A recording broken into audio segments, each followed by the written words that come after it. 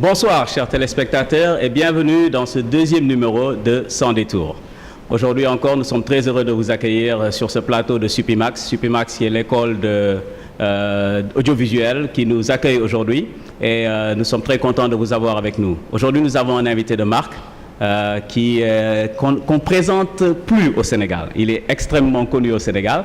Mais pour la présentation, je vais tout simplement vous laisser regarder un petit reportage qui a été fait. Et ça vous dira tout de suite qui c'est cette personne. Et ensuite, on reviendra sur le plateau.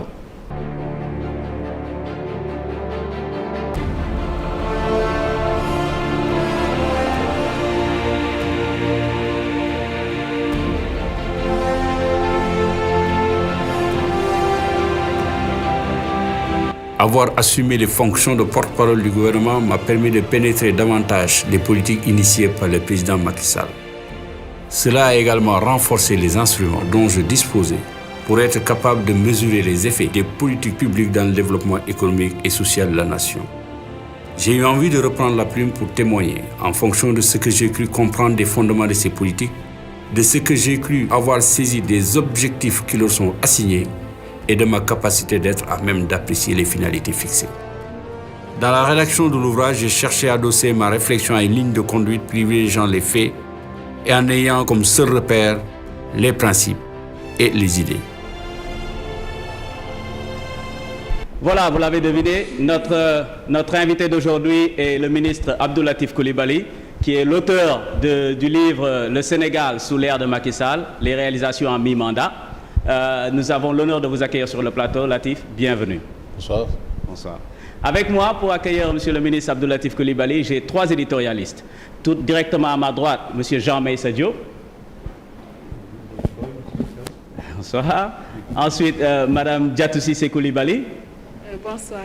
Et M. Mohamed Gueye. Bonsoir. Bonsoir, Monsieur le ministre. Alors, pour parfaire cette présentation, je dirais que M. Jean Meïssa et Mme Diatoussi Sékou Coulibaly sont ici en tant qu'éditorialistes de Séné+, et M. Mohamed Gueye est ici en tant qu'éditorialiste du Quotidien. Je vous remercie d'être sur le plateau avec moi. De vieilles connaissances. De vieilles connaissances de vous, puisque vous avez été du métier, bien entendu.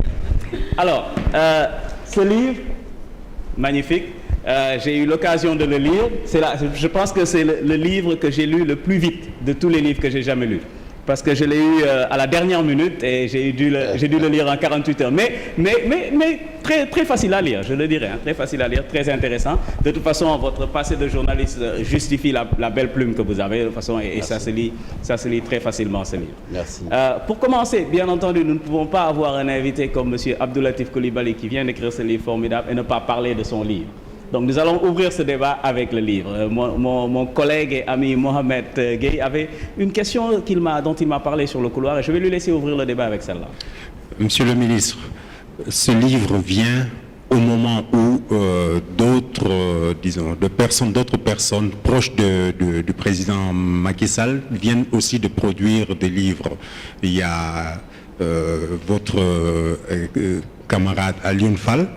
Il y a aussi le ministre conseiller Aziz Diop, pour ne parler que de cela, qui ont aussi concomitamment presque produit d'autres livres, un peu dans le sens de parler des réalisations du président Sall. Ce qui me pousse un peu à penser, à dire que vous qui avez été en charge de la communication du gouvernement à un moment, vous avez entendu cette remarque que souvent ce gouvernement, ce régime pêche un peu par la communication. Quelque part, votre livre ne cherche-t-il pas à combler un peu les lacunes de la communication de l'État? Écoutez, merci Mohamed. Je voudrais simplement préciser une chose. Je n'ai pas été en charge de la communication du gouvernement. C'est très important de le préciser. J'ai été porte-parole du gouvernement. Pour moi, la notion de porte-parole renvoie à une situation très concrète. Il s'agit de donner de l'information publique. Dans ma compréhension du concept de communication, pour l'avoir pratiqué, mais également pour avoir été pendant des années formateur en la matière, avoir fait mon doctorat en communication, la communication dépasse de ce point de vue-là la transmission d'informations. Ma responsabilité, c'était de transmettre les informations, ce que j'ai fait du mieux que je pouvais. Je me suis expliqué d'ailleurs dans le livre en disant, je n'ai pas le sentiment d'avoir été toujours à la hauteur des responsabilités qui m'étaient confiées en tant que porte-parole et que j'avais l'intention, quelque part, ce que je considérais comme étant des manques par rapport aux responsabilités que j'ai assumées pendant 19 mois, de pouvoir le faire à travers ces livres-là. Et en fait, c'est l'exercice d'une responsabilité et d'une liberté, un livre. J'ai exercé ma liberté d'écrire et une responsabilité d'un membre d'un gouvernement et que chaque ministre a le devoir et la responsabilité d'expliquer aux citoyens ce que son gouvernement fait. Très modestement, c'est ça que j'ai essayé de faire à travers ces livres-là. Voilà, mais ce n'est pas lié à des remarques qui peuvent être faites ça et là par rapport à la communication du gouvernement. D'ailleurs, ça, on en débattra. Je ne suis pas du tout convaincu d'ailleurs que le gouvernement communique mal. On le dit partout, mais moi, je ne suis pas du tout convaincu. Et ceux qui le disent souvent, d'ailleurs, c'est les plus inaptes à le dire. Parce qu'au fond, ils ne comprennent pas grand-chose par rapport à la communication. Et je voudrais vraiment, avec beaucoup de modestie, le dire, mais quand même le souligner très fortement. Voilà. Ok. Ouais, tout d'abord, je vous repasse la parole tout de suite, mais je tiens à présenter des excuses à notre invité. Je sais que le format normal de ce genre d'émission, c'est de d'abord donner la parole à l'invité, le laisser dire bonjour et tout ça, mais cette émission est sans détour. Non, il n'y a pas de problème. Exact. Donc, le thème de notre émission est sans détour. Hein, donc, on va... Pas du tout, il n'y a pas de problème. Je suis heureux que Mohamed ait ouvert les débats et c'est bien. Et puis, il n'y a pas de problème de ce point de vue, vraiment. Quoi. Merci beaucoup. Merci. Alors, ma première opinion, mon premier sentiment en lisant votre livre, c'est d'abord, c'est un livre qui, selon le titre, parle de la vision et de l'ambition et des réalisations en mi-mandat.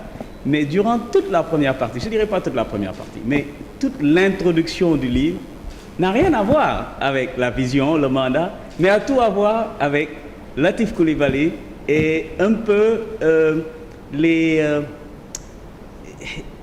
querelles qui ont été faites, on dirait que dans cette première partie, vous tentez de, je ne veux pas dire solder des comptes, mais on dirait que il y a une justification, il y a un peu, il y a un sentiment de vouloir se, si on dit réconcilier avec les Sénégalais, c'est comme si vous étiez disputé avec eux, mais bon. Non, pas du tout. Pas du tout. Une bonne partie non, absolument pas du tout. Je pense qu'il y a méprise sur cette première partie-là. En réalité, je voulais présenter mes rapports avec un homme. Un rapport avec un homme qui rien m'obligeait a priori à me prendre dans son gouvernement. Parce qu'il faut quand même savoir que moi, je n'étais pas du tout avec lui au premier tour. J'étais à Benno Siggil Sénégal. Voilà quelqu'un qui est élu et qui, dès la première semaine de son installation au palais, me fait venir à ses côtés. Et fait de moi le conseiller en charge des questions de gouvernance. Et pour moi, c'était une confiance exprimée, mais une fois. Parce que j'étais identifié quand même, peut-être certains me le reconnaissent en tout cas, comme étant quelqu'un qui a été fondamentalement préoccupé dans la pratique de son métier par les questions de gouvernance. Absolument. Et voilà que cette personne, rien obligé, cette personne a me demandé de venir à mes côtés. Alors que moi, j'avais déjà engagé ma rupture avec le métier de journaliste, avec beaucoup de regrets quelquefois, mais je voulais faire autre chose. J'ai décidé. Voilà qu'il m'en donne l'occasion, en tout cas, d'exprimer ce que je voulais faire ailleurs. Donc, je veux dire, certains qui disaient, mais pourquoi Macky l'a appelé lui un peu? Je voulais juste dire, j'étais à la rencontre de quelqu'un que j'ai connu avant d'être dans son gouvernement. Parce qu'il m'a fait le privilège et l'honneur de me demander de l'accompagner dans une tournée en Suisse, ce que beaucoup de personnes ne savaient pas à l'époque, pendant 15 jours. Nous étions ensemble dans le même hôtel. Il faisait des conférences dans les universités suisses. Et moi, les Suisses l'avaient invité à l'occasion des 50 ans d'indépendance de l'Afrique. Il lui avait demandé si tu connaissais un intellectuel engagé, vous l'invitez avec vous. On est parti en Suisse pendant 15 jours. Nos chambres étaient côte à côte tous les jours. Et c'est là où j'ai appris à connaître l'homme. Et puis j'avais envie un peu de parler de ça. Parce que dans le fait d'en parler, je relève également des qualités de cet homme-là. C'est ça qui me préoccupait. En fait, c'est juste une technique d'écriture pour faire entrer la personne dans le texte. Quand vous allez parler de chiffres et de réalisations, il y a une manière, je crois, une technique d'écriture que les journalistes connaissent très bien, qui consiste à humaniser le papier au départ. J'ai cherché à humaniser, à rendre le papier humain en plaçant deux hommes, le président de la République et moi-même, au cœur de l'action dans le cadre du livre. Voilà pourquoi je l'ai fait. Au fond, Et ça ne me déplaisait pas non plus. Le fait de parler quand je sortais de la Kaaba, quand il m'a appelé, d'un ton très familier, Latif, je dis, c'est qui? Il me dit, c'est le président Macky Sall. Je dis, quoi? Le président Macky Sall? Pour moi, c'était une blague, c'est pas lui. Ouais. Parce que je me disais, le président ne va pas m'appeler pour s'enquérir de l'état physique et de l'état de santé, je sais pas, d'un simple conseiller de la présidence. Non. Et vous n'êtes pas quand même un simple citoyen. Au Sénégal, vous n'avez jamais été un gars. Non, mais au fond, il faut savoir, le président de la République, quand même, je ne parle pas de l'homme, mais je parle de l'institution. Ouais. C'est pas donné à un citoyen qui va à la Mecque, qui n'est pas un parent proche de lui, même conseiller. Il y a tellement de conseillers qui sont partis à la Mecque. À un moment, je sors de la Kaaba, je venais de faire mes prières, le téléphone sonne. Juste au moment où je l'allume, c'est le président de la République. Ouais. Et sur ton familier, Latif, c'est Macky. Et vous pensiez que c'était un canular, comme vous l'avez dit sur le livre. Mais tout à fait, j'étais un ami. Mais pour ne pas vous couper... Des prières qui viennent d'être exaucées. De cette manière, certainement, oui. Ça ressort un peu de cette manière. Oui. Ça ressort un peu de cette manière dans le livre, parce que dans le livre, le ministre Latif Coulibaly nous dit que quand il était dans la Mecque, il est sorti de la Kaaba et il sentait quelque chose, que la ville de la Mecque lui donne ça. Et après, tout de suite, il y a le président. Mais j'avoue que c'était une partie du livre que j'ai beaucoup apprécié, parce qu'effectivement, c'était très humain. Beaucoup de gens me le disent. J'avoue que chaque fois qu'ils lisent, après cette lecture, je ne voulais pas continuer, j'avais envie de rester là, parce qu'ils ont voulu savoir qui. Et puis je me suis dit, j'humanise le texte, parce que moi, quand même, au-delà de ce que vous dites tout à l'heure, c'est quelqu'un de sérieux. Je ne suis même pas sûr que je suis aussi sérieux, mais j'ai envie également de dire qu'on est des êtres humains, quoi, et puis simple, quoi. Je pense qu'on peut le comprendre, d'autant qu'il est quand même difficile de déconnecter l'individu de sa vision et de ses idées. Je pense que les idées trahissent toujours ce que nous sommes et ce que nous avons envie de faire aussi. De ce point de vue, je pense qu'on peut le concéder. Bon, entrons alors dans le vif du sujet, entrons dans le vif du livre. Vous commencez le livre par, en quelque sorte, un bilan. Et vous partez sur plusieurs rubriques, si on veut. Et vous commencez, je ne sais pas pourquoi d'ailleurs vous commencez par cette rubrique, le volet social, qui occupe une grosse place. Alors que vous êtes ministre d'un président libéral. Et vous le soulignez même dans le livre d'ailleurs. Pourquoi ce choix? Et aussi je laisserai à mes collègues le soin de continuer quand vous nous direz pourquoi ce choix. Écoutez, je crois que lui-même certainement, il est fondamental quelque part un social-démocrate qui s'ignore. Je ne crois absolument pas du tout, par sa pratique et par ce qu'il a envie de faire par ce pays-là, qu'il soit un libéral, au sens classique du terme.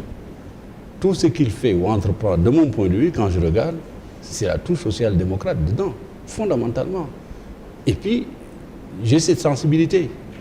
Nous avons tous été des hommes de gauche, des enfants de la gauche.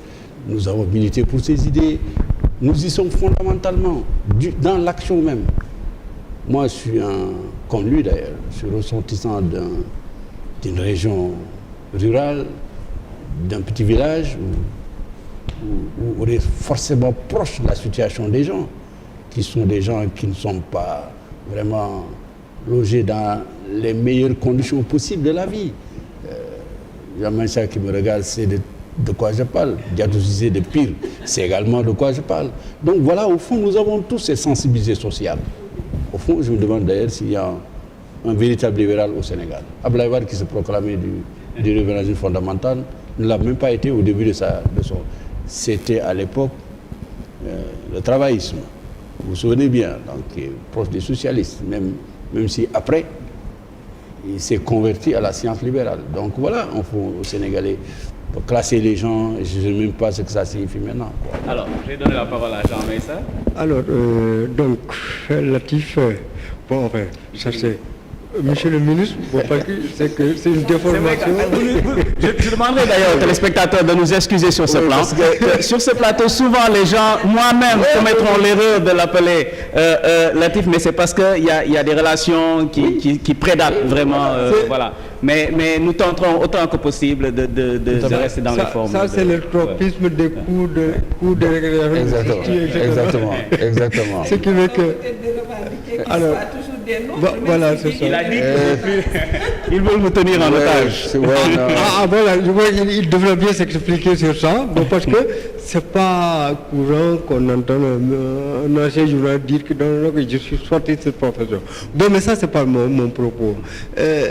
C'est-à-dire que certains de vos détracteurs qui ont été jusqu'ici habitués à ce que les livres de Latif Coulibaly portent sur, je ne sais pas, une tonalité critique de l'action gouvernementale, et maintenant on retrouve Latif Coulibaly qui fait l'éloge ou je ne sais pas moi d'un gouverneur.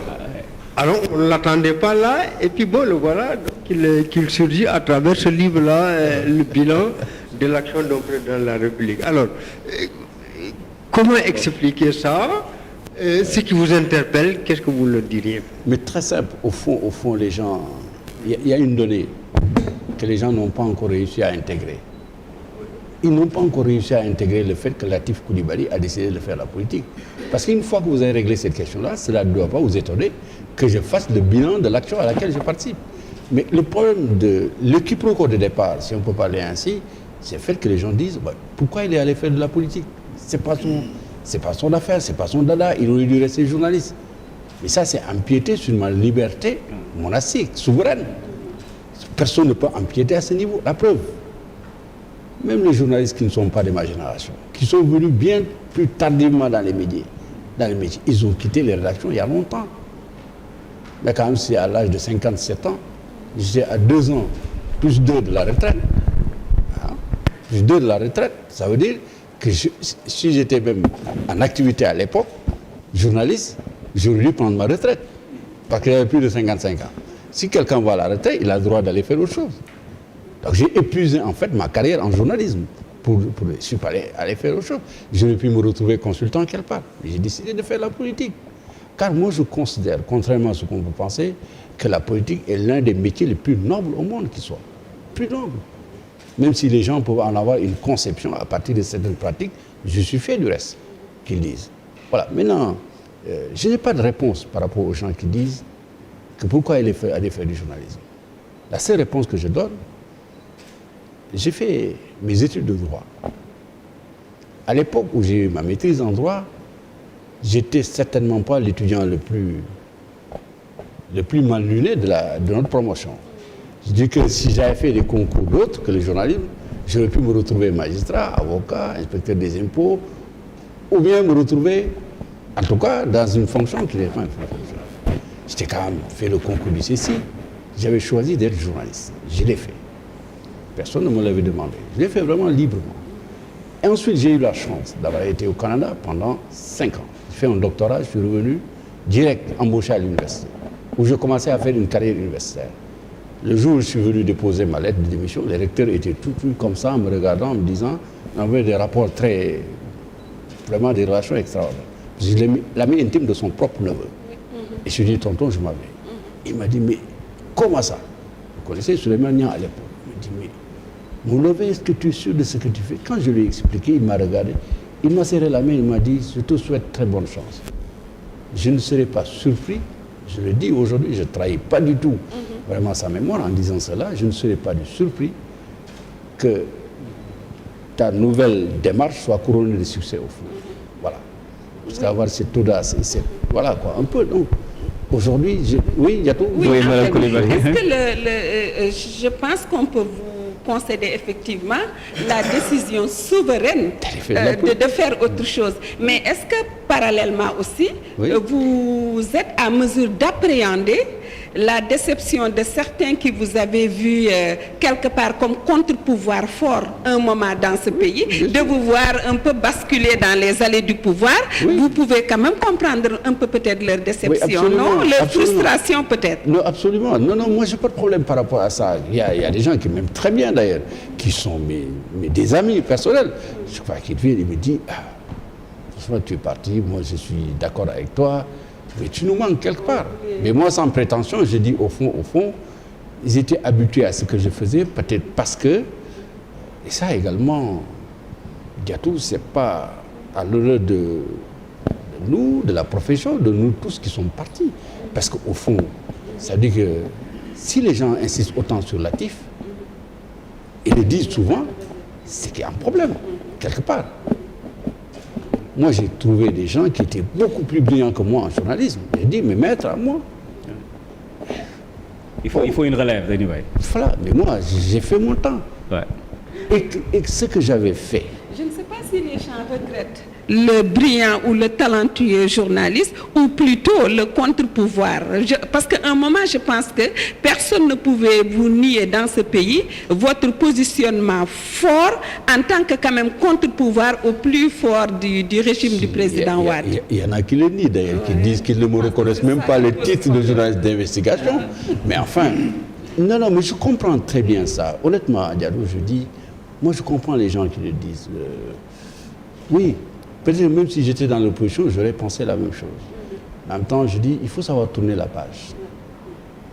Ce que j'ai fait pendant les 12 ans que le président Abdoulaye Wade était là, je n'aurais jamais pu le refaire avec un autre président, quel qu'il soit. C'est-à-dire, à un moment donné, on épuise une mission dans le temps. Je ne veux pas dire une mission autre que celle que vous êtes vous-même donnée. On a suffisamment épuisé cela. Ça n'aurait plus tellement de sens, de mon point de vue, de refaire la même chose, les mêmes choses. À un moment donné, on vous dit, arrêtez. Ouais. Moi, j'ai décidé d'arrêter à un moment où il fallait le faire. Je suis allé faire autre chose. Ouais. Ce que je fais, je ne regrette rien. Ce qui est sûr, c'est que sur ce plateau, et ça devrait être la réalité partout, c'est que toute personne a le droit de choisir sa profession et de changer sa profession à tout moment. Donc, il faut vraiment le concevoir. Je veux revenir sur le livre et tout de suite passer sur... Il y a Mohamed qui semble vouloir enchaîner sur cette question-là. Mohamed, non, il est je trouve il n'y a pas de problème. C'est le minimum. À répondre sur ça. Les gens, je pense que les gens ont suffisamment entendu Latif Coulibaly sur ce plan-là. Je pense que le livre, on perdrait à ne pas revenir vraiment sur le livre. Et je vais tout de suite sauter sur une partie du livre où vous parlez des mesures pour relancer l'emploi. Ouais. J'avoue que je suis resté sur ma faim. J'ai lu toute cette partie et tout ce que j'ai vu sur les mesures pour relancer l'emploi sont des conférences, des colloques. Il y a quelques... Je pense que vous parlez un peu de l'aspect juridique. La refonte, en tout cas une refonte de l'aspect juridique et une administration plus performante. Pour ce qui est de l'administration plus performante, on peut en débattre. Certains diront que oui, elle est peut-être. Mon opinion, c'est qu'elle ne l'est pas du tout. Elle est toujours loin d'être une administration très performante, même sur le plan des affaires. Sur le plan juridique, vous le connaissez beaucoup mieux que moi, je ne suis pas un expert juridique. Mais mon point, c'est que toutes ces mesures, concrètement, ne créent pas des emplois. Or, le président a promis aux Sénégalais de créer un certain nombre d'emplois par an. Je pense que c'était 100 000 emplois par an. 300 000. 300 000 emplois par an. Ces mesures ne créent pas des emplois. Vous pouvez arguer arguer, c'est même pas un mot français, c'est un mot anglais. Hein? vous pouvez dire que peut-être que ça crée un cadre juridique pour une création d'emplois, mais ça ne crée pas des emplois directement. J'aimerais bien savoir ce que vous en pensez sur ce plan-là et peut-être je passe la parole à Mohamed d'abord. Non, en fait, c'est peut-être pour compléter, dans le même sens. En fait, j'ai eu le sentiment d'un certain nombre de mesures et de propositions pour faire avancer certaines choses dans certains secteurs. Et ça m'a rappelé un peu, excusez-moi, Monsieur le Ministre, le livre de celui qui a été votre chef de gouvernement, Un moment, servir, de Monsieur Abdoumbaye, qui quasiment semblait être une déclaration de politique générale bis. J'avais l'impression en lisant votre livre quelque part que c'était une déclaration de politique générale à mi-mandat. Il y a d'abord une équivoque qu'il faut lever. Il dit « je suis resté sur mon faim ». C'est une appréciation de valeur. Je vous le concède. Mais moi, je suis en train de dire voilà ce qui a été fait. Pour dire que je ne suis pas satisfait, il faut le savoir. Vous le savez maintenant. C'est heureux pour moi. Je ne fais pas de jugement de valeur par rapport à la qualité de ce qui a été fait, fondamentalement, de façon absolue. Ma démarche est une démarche comptable. Vous dites souvent, quel est le bilan du président Macky Sall? Maintenant, on peut avoir une autre discussion. Quelle est la portée de ces mesures par rapport aux autres? D'abord, je ne crois pas fondamentalement que la création d'emplois puisse être déconnectée de ces questions juridiques et ces questions d'aménagement de l'espace économique. Vous êtes un journaliste économique.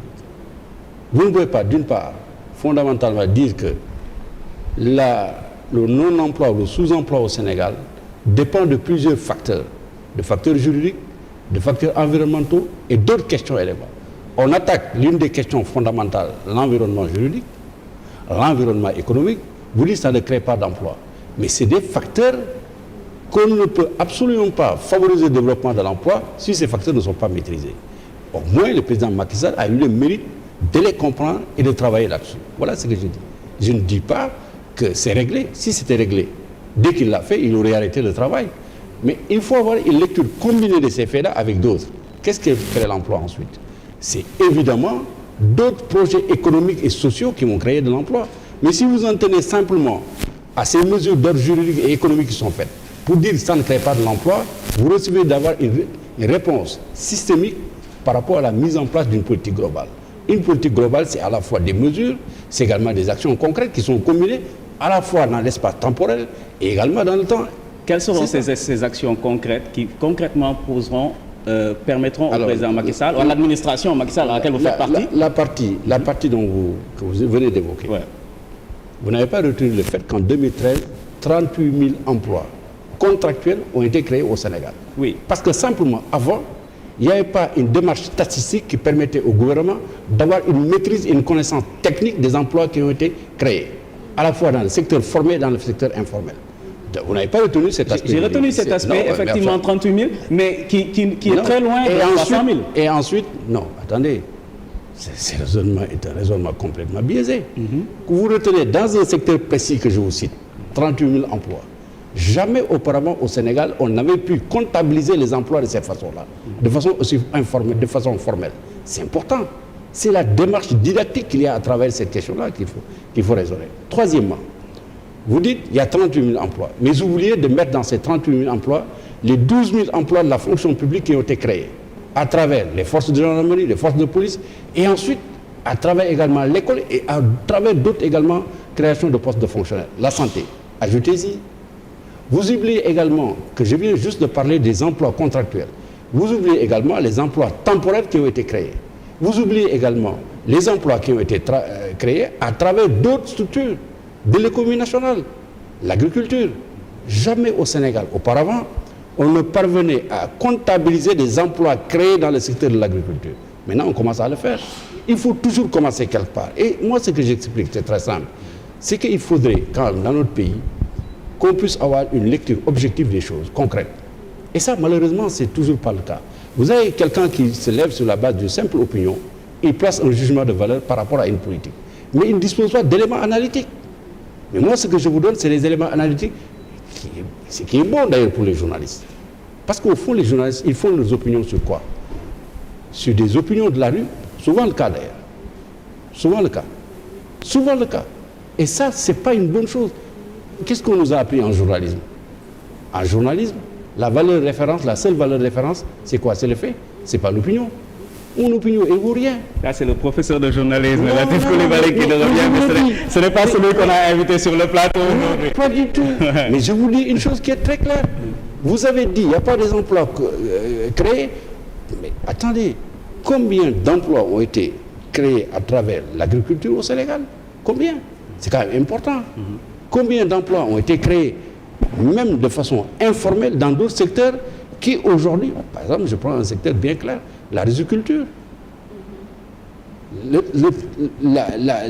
riz, combien d'emplois ont été créés? C'est extrêmement important. Il faudra comptabiliser tout ça au final pour pouvoir le dire.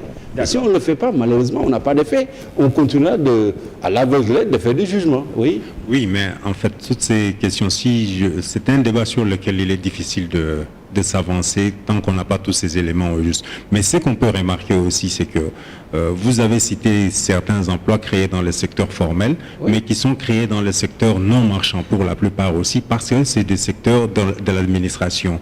Et, monsieur le ministre, vous savez aussi bien que moi que ce n'est pas le rôle de l'administration de créer des emplois. Merci. Ce n'est pas à l'administration... Quelle est sa fonction?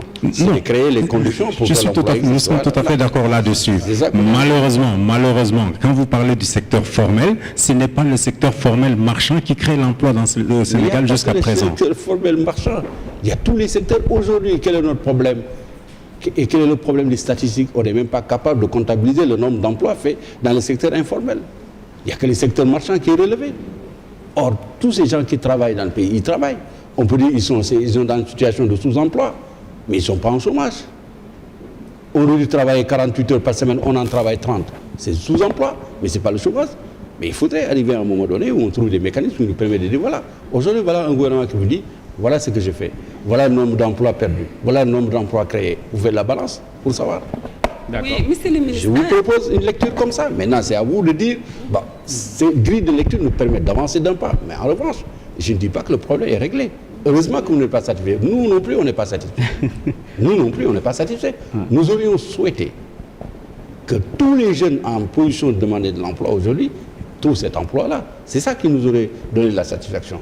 Mais me dire que je suis resté sur ma faim, je comprends. Oui, j'avoue que nous, Jean et moi, nous sommes défavorisés pour n'avoir pas lu le livre. On va se rattraper, c'est sûr. On a été avertis seulement il y a quelques jours pour venir à ce débat. Mais je pense qu'il y a une constance aussi peut-être qu'il faudrait avoir en ligne de mire. Vous avez beau créer les préalables, vous avez beau créer les conditions. Si vous avez une masse de jeunes finalement sans qualification professionnelle aucune, il y a aussi à ce niveau-là un problème. Merci, Jadot, vous permettez d'embrayer sur une question. Si vous regardez l'axe 2 du PSE, ce qu'on appelle le capital humain, la transformation radicale du processus de formation du capital humain au Sénégal. En 2012, dans les écoles de formation professionnelle du Sénégal, il n'y avait même pas d'école de formation professionnelle au sens où on le prend aujourd'hui, classique, au sens où on le prend aujourd'hui. C'est-à-dire qu'il y avait des formations techniques. Tous les gens qui faisaient une formation professionnelle étaient dans le système d'apprentissage. Ça veut dire que nous avions 40 000 apprenants dans les centres, dans les ateliers de formation, etc., etc. Quelle était la part de l'État dans la formation professionnelle? Inexistant. C'est une formation technique.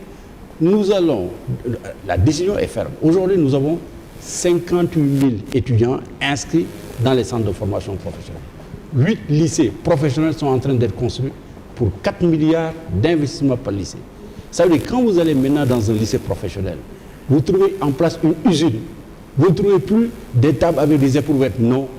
C'est des machines, de grosses machines de fabrication de pièces. C'est de grosses machines qui forment les gens à la tôlerie, à la mécanique, etc., etc. C'est ça qu'on est en train de faire. C'est pas facile. Ça prend du temps. Bien. Si vous allez dans l'enseignement supérieur, c'est le même process qui est engagé aujourd'hui. C'est des ISEP, c'est des centres de formation technique, professionnelle. Aujourd'hui, nous avons dans l'enseignement au Sénégal, 90% des élèves sont dans les filières quasiment générales. Il y a moins de 10% des étudiants inscrits dans les filières scientifiques pour devenir des scientifiques. Il faut inverser cette courbe-là. C'est ça que nous voulons faire aujourd'hui. C'est ça la grande conférence nationale sur l'enseignement supérieur, les assises de l'éducation nationale, c'est ça qu'ils ont retenu comme principe avec l'ensemble des directives qui ont été élaborées par le président de la République et qui ont été transformées en directives à l'endroit des ministres concernés. Et vous en parlez dans le livre. Absolument. Vous en parlez absolument dans le livre de l'éducation nationale.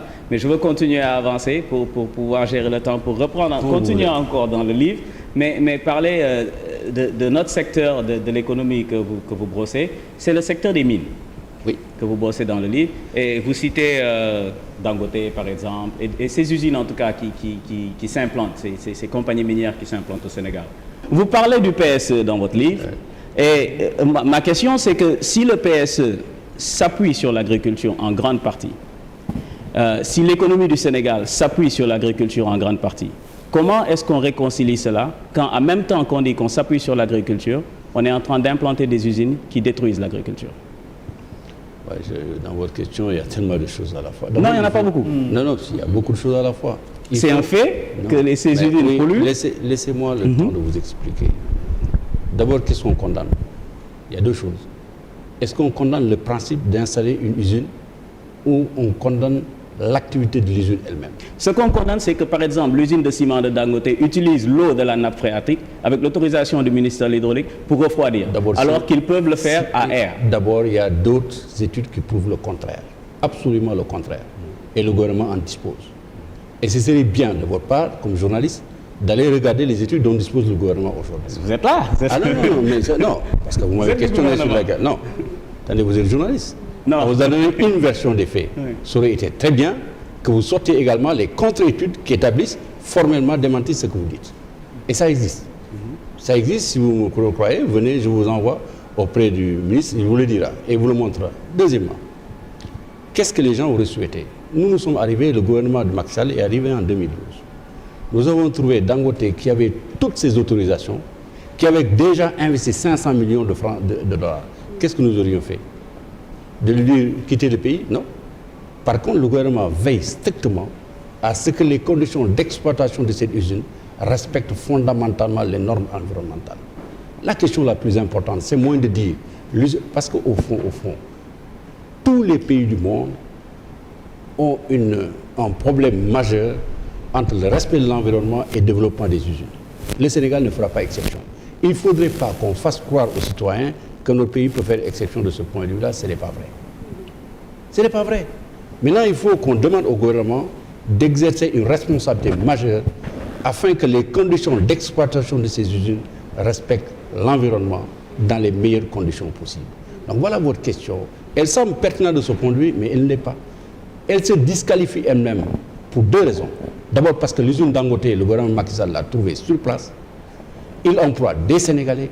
Qu'est-ce qu'il aurait fallu faire? Fermer l'usine? Non, pas du tout. Payer des centaines de milliards à Dangote? Parce que Dangote, n'oubliez pas que c'est le gouvernement du Sénégal, antérieurement Macky Sall, qui allait le chercher, qui est venu, qui a investi 500 millions de dollars. Qu'est-ce qu'il faut faire? C'est ce que le gouvernement du Sénégal a fait. De chercher à ce que Dangote exploite son usine dans les meilleures conditions. Au lieu, si au moment où Dangote est arrivé, toutes les conditions de respect de l'environnement avaient été respectées par les conventions, pas Dangote seulement, mais par toutes les entreprises qui sont installées avant Dangote, mais on n'en serait pas là aujourd'hui. Voilà, je ne sais pas quel est l'intérêt de ça. Bon, voilà. Mais monsieur le ministre, en fait, je vais un peu rebondir sur cette question de Dangote pour dire que vous avez parlé effectivement de contrats signés avant l'arrivée du pouvoir. Il n'en reste pas moins que un concurrent de Dangote a amené le Sénégal à la Cour internationale de... On parle dans le livre. Oui, parce que justement, il lui reproche ces avantages qu'il considère avoir fait à quelqu'un qui est venu après. Bon, ça, c'était juste accessoire pour moi. La vraie question pour moi, c'est installer des usines, attirer des investisseurs. Pour moi, je considère qu'il faut aussi que le pays en bénéficie. Et d'après les investissements que je ne vois pas de transfert de technologie pour le pays, je ne vois pas des retombées fiscales importantes pour le pays. Votre gouvernement a eu à s'en plaindre lui-même, après une étude faite par le ministère des Mines. Finalement, je ne vois pas non plus des créations d'emplois importantes. Oui, écoutez, c'est une opinion, vous êtes libre de la donner. Mais moi, je viens sur le fait encore. Oui, c'est le fait que je cite. Je ne vois pas d'investissement productif porteur de progrès social dans notre pays. Citez-moi un investissement que vous pouvez cibler en disant cet investissement ne remplit pas ces conditions. Citez-le. Je vous répondrai. Parce que dans la masse, comme ça, je ne peux pas répondre. Mais citez-moi un cas précis. Je vous donne Dangote. Combien d'emplois clés? Écoutez, il y a plus de 500 Sénégalais qui travaillent dans l'usine de Dangote. Est-ce qu'il fallait... Qualifiés? Oui, mais alors, s'il n'y a pas d'emploi qualifié par rapport à certains postes, on est obligé d'aller les chercher ailleurs. L'usine de Dangote ne peut pas employer 1 million de Sénégalais. Elle emploie des Sénégalais à la mesure de ses capacités. Elle emploie une centaine d'Indiens. Il n'y a pas de... L'usine de Dangote? Oui, monsieur. Mais attendez, quel emploi? Si un emploi est disponible dans une entreprise sénégalaise avec des qualifications, je ne vois pas pourquoi. La preuve, dans l'école, dans vos journaux, est-ce qu'on a quelqu'un employé des Indiens? Vous voyez? Là, je vous dis. Est-ce qu'à la télévision sénégalaise, on a employé des Indiens? Hein? Est-ce qu'à Apig, il y a des Indiens? Mais s'il y a un Indien quelque part, c'est que cet Indien-là, pour l'instant, c'est lui qui est capable d'occuper le poste.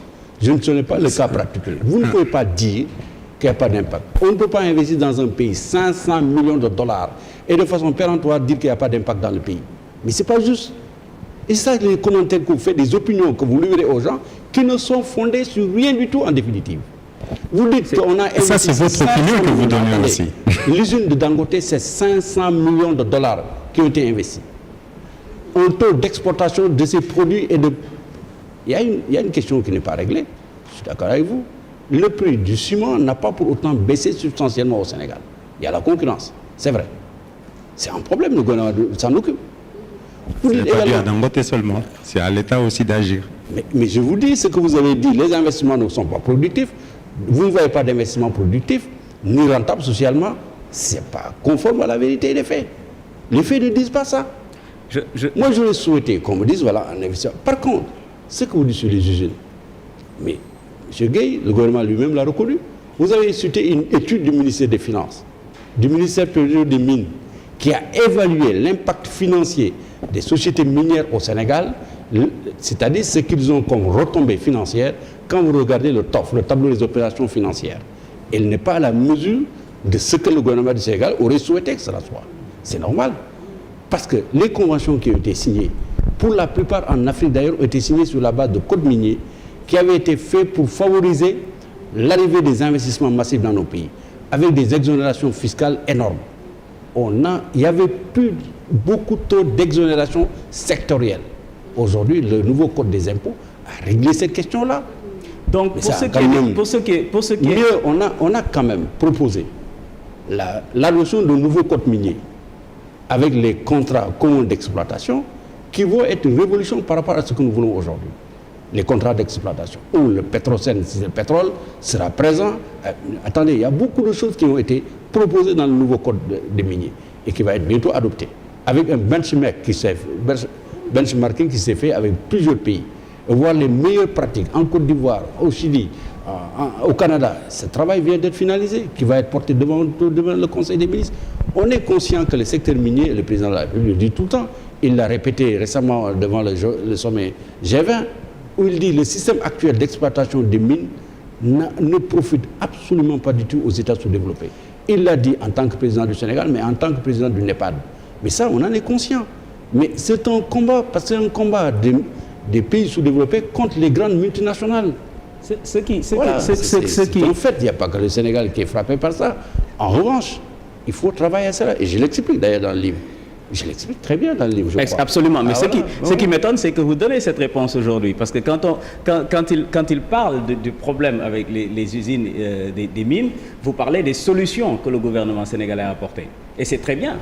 Mais quand on parle de l'environnement, vous nous dites que Dangote a investi 500 millions, il l'a fait avec l'ancien. Qu'est-ce qu'on peut faire? On ne comprend pas, c'est deux poids, deux mesures. Non, ce n'est pas juste ce que vous m'avez dit. Vous avez sorti une étude avec les conséquences.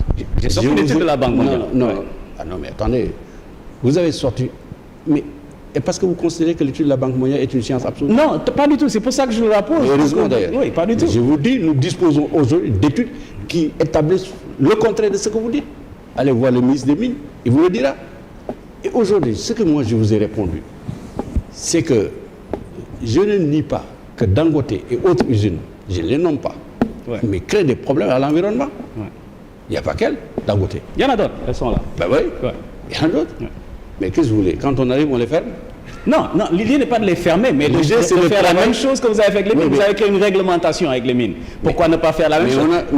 Le plus petit problème avec l'usine de Dangote, c'est qu'il utilise l'eau pour refroidir ses machines. Or, il peut le faire aujourd'hui, on le fait avec l'air. C'est plus environnemental. Sur cette question précise, vous n'êtes pas satisfait par ma réponse. Mais aujourd'hui, là où je ne suis pas technicien par rapport à ces questions-là. Je n'ai pas la prétention de vous dire voilà la réponse. Mais je vous dis, comme journaliste, soyez plus curieux, allez vers le ministère des Mines, vous verrez exactement des réponses à votre par rapport à ce que vous dites. J'ai écouté le ministre des Mines, il expliqué de la façon la plus remarquable, et également donné des preuves par rapport à des contradictions par rapport à ce qui est dit. Et c'est ce que je vous dis. Maintenant, vous pouvez apprendre. En réalité, ce n'est pas l'objet de mon livre. L'objet de mon livre, c'est de vous expliquer dans les lignes ce qui a été fait. Voilà ce qui a été fait, voilà ce qui est en train. Non, évidemment, ça ne veut pas dire que tout ce qui est fait est bon, est très bon. Et bon, il y a des problèmes. Et en plus, dans le cas de nous sommes trouvant des contrats, vous en avez souvent parlé d'ailleurs, des contrats parfois bidoués, complètement bidoués. Il faut passer au travers de ces actes juridiques pour que ça fasse moins de dégâts pour l'État du Sénégal et pour le pays. Mais ce n'est pas facile. Et les cas sont là, à n'en plus finir. Je peux en citer à la clé. Vous-même, vous avez fait un article sur ça, non? Vous avez cité toutes les entreprises qui sont concernées. Comment voulez-vous venir me dire aujourd'hui, voilà ce qui se passe? J'ai lu un de vos articles où vous avez cité toutes les sociétés dans lesquelles aujourd'hui le gouvernement a des problèmes majeurs pour s'en occuper.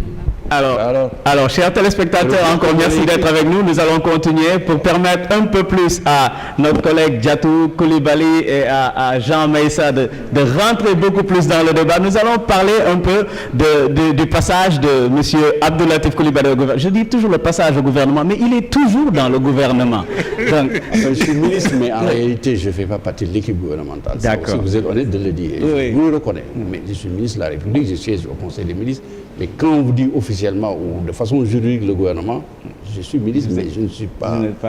Voilà. Donc, pour parler de ça, je vais donner la parole à M. Jean Meïssa. Alors, Monsieur le ministre, bon, quand vous étiez, du temps où vous étiez porte-parole du gouvernement, vous aviez promis de tenir tous les 15 jours une conférence de presse.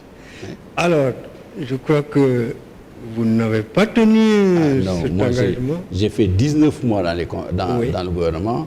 Ça veut dire chaque mois, j'ai tenu au moins une conférence de presse. 19 mois. Il y a des mois où j'en tenais 2. Ah non, moi j'ai la comptabilité. Regardez ce que j'ai mis dans le truc. J'ai été à l'origine, j'ai fait le compte rendu à peu près de 78 communiqués de conseil des ministres. Et le nombre de décisions même, je les ai relevées. J'ai tenu plus d'une vingtaine de conférences de presse. Maintenant, j'ai rempli ma mission.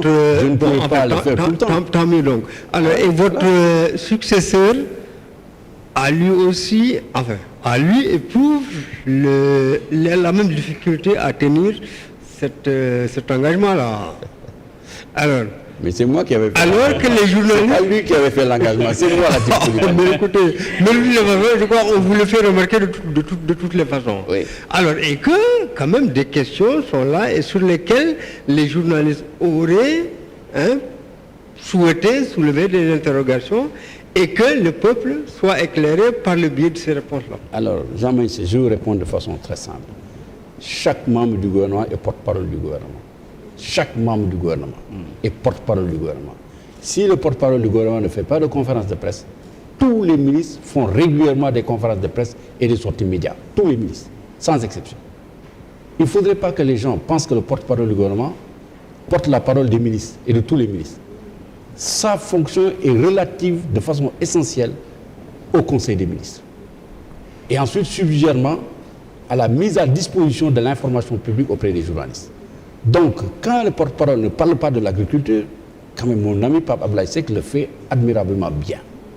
Quand le porte-parole du gouvernement ne parle pas de la gouvernance locale, Ablaye Diouf Sall est toujours présent sur les médias pour le faire.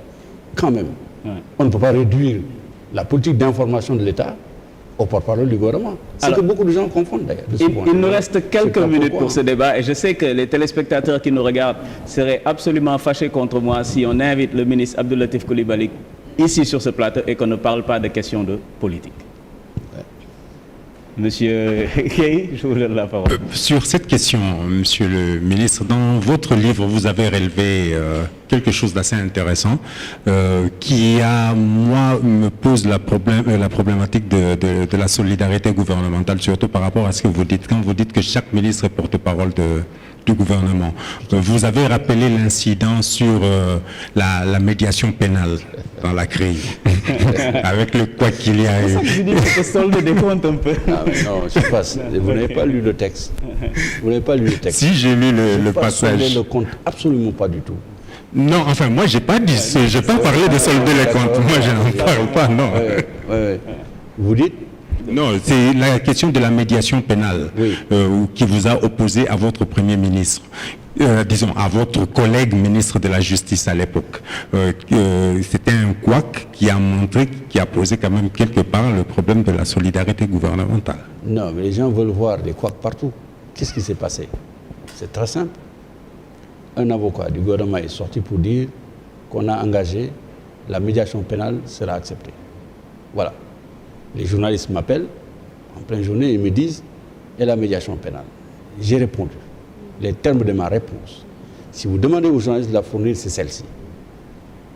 Je ne crois pas que la médiation pénale soit engagée à quelque niveau que ce soit. Mais je rappelle que la médiation pénale est une procédure de droit pénal sénégalais et que toute personne incriminée a la latitude de la faire valoir auprès de l'autorité poursuivante. Par conséquent, tous ceux qui sont poursuivis aujourd'hui sur la base du droit pénal sénégalais ont le droit d'aller dire à l'autorité poursuivante, mesdames, messieurs, je souhaiterais faire une médiation pénale. Voilà les termes dans lesquels ça doit se faire. Donc l'État n'a pas besoin, lui, de dire la médiation pénale est acceptée. Parce qu'elle est inscrite dans le droit sénégalais. Si quelqu'un le sollicite, on le fait. Si les conditions sont remplies. Qu'est-ce que vous avez posé à votre... je finis. Je croyais que c'est ça la politique. D'autant plus que j'avais quand même le privilège d'avoir échangé avec la plus haute autorité du pays sur la question. Je ne révèle rien du tout. C'est ça que j'ai dit dans le livre. Alors, le lendemain, un collègue de la justice dit, c'est pas le cas. Je parle en mon nom personnel. Les journalistes reviennent à la charge. J'ai dit, écoutez, ma collègue est mieux placée que moi pour juger la décision du gouvernement en la matière. Elle a raison. J'ai fermé ma gueule. Okay. Quel est le problème? Il n'y a pas de quoi. J'ai fermé ma gueule et je l'explique. Mais sauf que vous rappelez plus tard que le président vous a donné raison. Quelques semaines après, Tahibou Ndiaye signe un procès verbal de médiation pénale. Avant lui, quelqu'un d'autre en avait. C'est un certain Sall qui était confronté à la RTP, signe un procès pénal, un procès verbal de médiation pénale. Et ensuite, le président a fait une déclaration à Jeune Afrique. Il dit lui-même, effectivement, je leur avais dit, si quelqu'un était disposé à le faire, le gouvernement est prêt à l'écouter. Finalement, où est le couac? Il n'y a pas de couac. Moi, je ne vois pas de couac. Alors, continuons sur l'actualité. Oui, moi, je voudrais juste revenir rapidement sur la fonction de porte-parole pour poser deux petites questions. La première, c'est est-ce qu'il suffit d'avoir un background de journaliste pour être un bon porte-parole du gouvernement? Deuxièmement, quelles sont les servitudes et les grandeurs de cette fonction? Écoutez, sur les porte-paroles du gouvernement du Sénégal, je crois qu'il n'y a eu que deux journalistes. Deux. C'est Mortal Kébé, c'est Abdoulatif Coulibaly. Sinon, je n'en ai pas vu toute l'histoire. Toute l'histoire, je n'ai pas vu un porte-parole qui auparavant a été journaliste. Donc ça veut dire que on n'a pas besoin de... Est-ce que votre profil de journaliste vous a servi positivement dans cette fonction? Sans aucun doute, parce que je connaissais bien les médias. Bon, il y en a beaucoup, je les ai formés. Et si d'autres, c'est des camarades. Bon, ils sont parfois plus... C'est moins dans la relation avec la presse que de porter la fonction même, le message à délivrer. Oui, je savais également m'adresser aux journalistes. Hein. Ah oui, ça c'est clair. Hein. Je pouvais bien parler aux journalistes. Des fois, si je n'avais pas peut-être raison, j'étais capable de dire des choses qui pouvaient s'entendre. Peut-être, c'est dans la forme, c'est jamais dans le fond. Vous parlez à l'opinion nationale. Oui, mais les journalistes aussi, il faut savoir les amadouer. Peut-être que je le faisais bien. Peut-être, je ne sais pas, peut-être. Mais vous parlez à l'opinion nationale, mais ça veut dire qu'il faut d'abord, la qualité essentielle, c'est de savoir chercher l'information et la bonne. La seconde qualité, c'est probablement d'avoir une bonne posture de communication. Mais le plus essentiel, c'est la mise à niveau. On parle pas du gouvernement, on parle d'économie, il parle de santé, il parle de tout à la fois. Donc c'est la mise à niveau. La première chose que moi j'ai faite quand j'étais nommé, c'était de faire une mise à niveau. J'ai fait une mise à niveau. C'est vrai que votre carrière de journaliste, étant donné que vous avez eu souvent le temps de vous confronter à beaucoup de sujets, vous prépare plus ou moins à cette fonction-là. Ça, mais ce n'est pas une fonction facile. Si vous portez bien la parole du gouvernement, c'est la parole du gouvernement. Si vous la portez mal, c'est la vôtre. Mais c'est bien que vous disiez ça et ça me ramène, il nous reste juste quelques minutes je pense pour cette émission et c'est intéressant que vous parliez de votre rôle en tant que porte-parole du gouvernement et des relations intimes que vous avez avec certains journalistes, que certains ont été vos étudiants et j'ai eu l'occasion de discuter avec certains de vos étudiants d'ailleurs qui disent beaucoup de bien de vous mais qui décrivent un Abdoulatif Coulibaly que le public ne connaît pas. Abdoulatif Coulibaly que le public connaît, c'est cet homme toujours sérieux, à la limite un peu coléreux, un peu. Mais je pense qu'il y a peut-être une autre facette de l'homme qu'on aimerait bien prendre les quelques minutes que nous resterons à parler. Mais je pense que c'est Monsieur Gueye qui avait une question dans ce sens. En fait, c'est juste aussi une remarque aussi. Vous êtes très attaché à votre famille. Vous y êtes tellement attaché que vous n'avez pas hésité à consacrer tout un chapitre de votre première sortie contre le président Wade à votre frère aîné, le magistrat. On sait que quand vous avez créé votre journal, vous êtes entouré aussi de beaucoup de membres de votre famille. Et bon, personnellement, je sais que vous avez aussi certains des membres de votre famille qui ont été aussi vos proches collaborateurs dans le département que vous aviez à gérer. Le département que j'ai géré, il y avait aucun membre de ma famille. Bon, d'accord. J'étais ni directeur de cabinet, ni conseiller technique, ni autre chose. Chef de cabinet, oui. Et ça, je crois que c'est de façon privée qu'on le prend. Parce que quand même, il faut faire attention. Parce que si vous dites ça, on va sortir pour dire que la TV a eu dans son cabinet ses parents. Ça, c'est pas exact. Ça, au moins, c'est pas exact. J'avais mon chef de cabinet, qui est effectivement mon cousin. Je pense que c'est pas interdit. Mon attaché cabinet également, qui vient de mon département. C'est pas un truc de sang, mais quand même très proche. Ce chef de cabinet, c'est ça.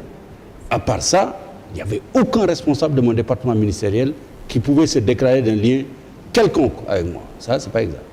Même à la Gazette, où c'était une propriété privée, c'est un seul cousin qui est là-bas et un frère à qui j'ai confié la responsabilité de diriger. Parce que c'est une navire privée quand même. Non, moi je ne vous fais pas de reproches. C'était juste en fait une introduction pour vous permettre. C'était pour me permettre d'introduire la question que je vous adresse. C'est important de faire ces C'est vrai que c'est important, surtout dans le contexte aujourd'hui, de faire cette précision. D'autant plus que la question qui vient après, elle n'est pas innocente. En fait, ce que je veux dire par rapport à ce trait de votre caractère, vous permet-il de comprendre un peu, disons, ou bien, disons, de désapprouver les critiques qui font du couple présidentiel, de dire que ils ont les membres de leur famille un peu trop proches dans des affaires de l'État? J'ai répondu sur 14 pages sur cette question-là, dans mon livre. Si vous lisez, c'est très simple. Plutôt que de parler d'une opinion, j'ai convoqué les faits, historiquement parlant. J'ai dit depuis 1960, date d'indépendance du Sénégal, en citant les cas précis, le nombre de personnes placées par Léopold Sédar Senghor, par Abdou Diouf et Abdoulaye Wade au sein de l'État, et de Macky Sall, le nombre de personnes placées qui se reconnaissent de sa famille, je dis voilà la situation historique au Sénégal telle qu'elle se présente. Maintenant, partir de là pour dire qu'il y a une dynastie quelconque, on ne l'a pas dit de Senghor parce que Senghor avait placé les gens dans des positions administratives. Et à l'époque, il n'y avait pas de journaux pour le dire. Abdou Diouf, il y en a très peu. Et que même dans le cas Abdoulaye Wade, il n'y avait pas autant de personnes dont on parle dans le régime. Il y en avait 3 ou 4 qui étaient de valeurs symboliques. Et que Abdoulaye Wade, on l'a dit plus par le fait que par la voie politique, il a voulu quand même instituer quelque chose qui était paradoxal au Sénégal, un régime de succession. Et c'est ça qu'on a dénoncé. Mais j'étais parti de là pour aujourd'hui parler de dynastie Sall, Faye. Moi, je ne trouve pas historiquement les faits fondés. C'est ça que je dis. Et je dis d'ailleurs dans le texte, je ne vois pas la nécessité de défendre quelqu'un qui n'a même pas besoin d'être défendu. Il est bon, quand nous parlons, que nous évoquions l'histoire des faits dans notre pays. L'histoire. Et puis, quel est le seul Sénégalais qui n'a pas... Exactement. Exactement. Mais je rappelle ces faits. Et je le dis, je dis, voilà ce qui est au Sénégal. Vous en parlez très longuement, effectivement, dans le livre. Je dis, attends, il faut se garder de ça. Mohamed, je vous assure, si vous êtes président de la République du Sénégal, il faut savoir qu'il y a deux choses qui ont une relation intime avec le pouvoir au Sénégal. La famille et la religion. C'est bien quand on n'y est pas de critiquer. Les premières personnes qui viendront te solliciter quand tu seras président de la République, c'est ta famille proche. Et c'est à toi de garder la distance qu'il faut, de ne jamais confondre les deux à la fois. Moi, je crois, honnêtement, à part l'épisode, je ne parle même pas de Sindiély Wade, Karim Wade. S'il n'y avait pas Karim Wade dans le cas de Wade, personne n'aurait parlé de ça au Sénégal. Il faut être juste. C'est parce qu'à un moment donné, il a voulu faire de Karim son successeur, c'est clair. Je pense que vous répondez absolument à cette question. Et je voudrais continuer dans ce même registre. Il y a une photo que nous avons reçue ici à la rédaction, que je n'ai pas encore vue personnellement. Nous allons tous la voir en même temps. Et ça devrait être normalement, d'après ce qu'on m'a dit, une photo qui montre M. Abdou Latif Coulibaly, ministre de la République du Sénégal, d'une manière que peut-être très peu de gens ont vue. Ah oui? J'espère que c'est pas une photo compromettante pour moi. Non. Ça, c'est... Je ne sais pas où vous l'avez trouvé, mais bon, c'est pas... Il y en a même plusieurs photos, mais elles défilent un peu trop vite là. Oui, il y en a au Canada, il y en a... oui. Ça c'est l'étudiant. Ça c'est monsieur le ministre en tant qu'étudiant. Et c'est où ça? Ça, si on me rejoindront. Quand je regarde cette photo, j'ai l'impression de voir le chanteur de Kool and the Gang. Vous vous souvenez de ce groupe avec le afro de monsieur Coulibaly? C'était à J'ai l'époque. l'impression de voir ça. C'est en 1986.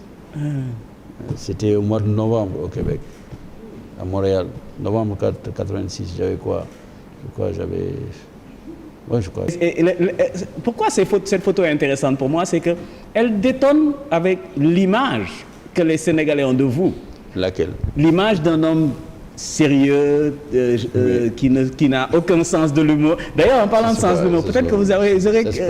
mais c'est l'image que les gens ont de vous. Non, mais où est-ce que ça vient? Vous savez, j'ai l'habitude de dire quelque chose. Les Sénégalais, je m'excuse de le dire, les Sénégalais, ils n'aiment pas ne pas connaître.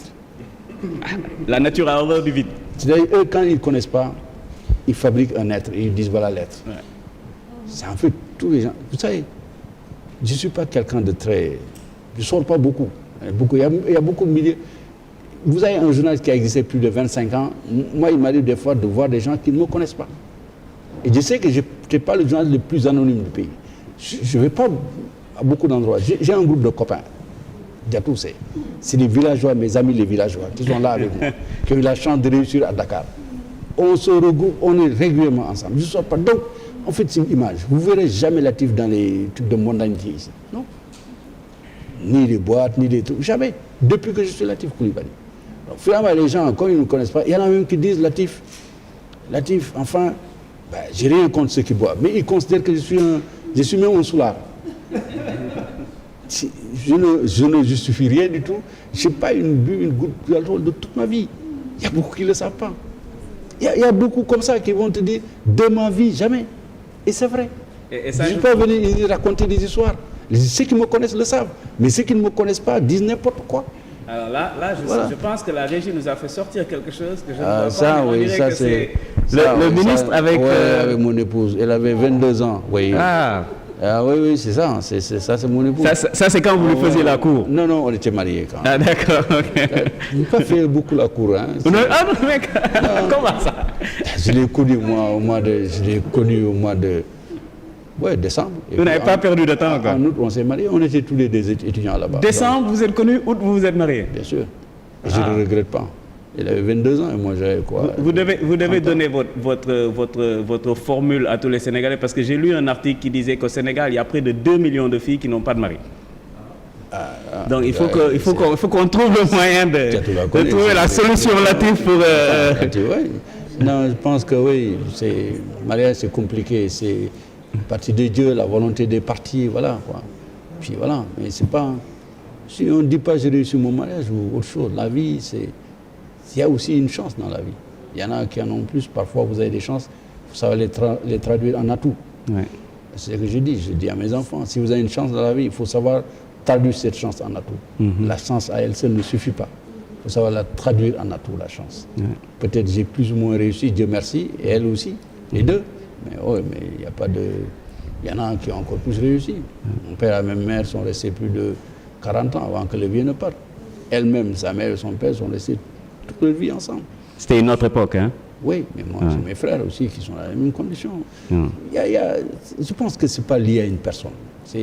C'est une personne, mais également une chance que vous avez quelque part. Parce que, oui, des contingences de la vie qu'on ne maîtrise pas, qui sont au-delà de nous-mêmes. Voilà. Alors, Jean, il est marié à sa femme depuis des années. Voilà. Diary, il s'appelle Diary, je sais bien. Qui a le même nom que votre épouse? Oui, bien sûr. Voilà. Je connais très bien l'histoire. Peut-être que le secret, c'est de trouver une femme qui s'appelle Diary. Oui, probablement. Hein. Probablement, oui, peut-être, je ne sais pas. Voilà, tu sais, la vie, c'est comme ça. En tout cas, sur cette note... Cette belle photo, elle est extraordinaire. Ouais. C'est moi, mon épouse, la femme de mon grand frère, le magistrat procureur général, lui-même le grand frère, et une de nos petites sœurs. Ouais, Vous êtes très proche de votre famille. Ah oui, très bien. Ouais. Heureusement, Dieu merci. Ouais. Alors, ça me permet de dire à Mohamed, non, je ne défendais pas mon frère. Dans mon livre, je disais la vérité des faits. Les faits. Parce qu'au fond, il y avait un ancien Premier ministre qui avait écrit des choses qui n'étaient pas exactes dans son livre.